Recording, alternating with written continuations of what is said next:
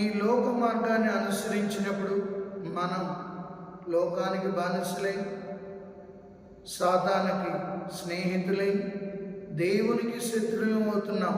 అందుకే మనకు 3 జ్ఞాన శక్తులు ఉన్నాయి: లోకము, శరీరము, పిశాచం. మనం ఏ రీతిగా నడవాలో దావీదు కీర్తనకారుడు మొట్టమొదటి కీర్తనలోనే చెప్తున్నాడు. దుష్టుల సలహాలను పాటింపనివాడును, దుర్మార్గుల దుష్కార్యముల్లో పాల్గొనివాడును, ప్రభువును వేళాకోళం చేయవారితో చేతులు కలపనివాడును అయిన నరుడు ధన్యుడు. ఈ లోకంలో మనం ఎలా జీవించాలి, యేసు మార్గంలోనికి అడుగు పెట్టాలి అంటే ఎలా జీవించాలో దావీదు కీర్తనకారుడు మొట్టమొదటి కీర్తనలోనే చెప్తున్నాడు.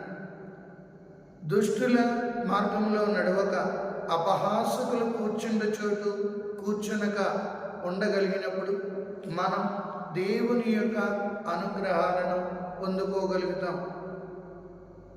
దేవుని యొక్క మార్గంలో నడవగలుగుతాం. ఈ లోకపు మార్గం మనల్ని పాపానికి తీసుకువెళ్తుంది, ఆ తరువాత నరక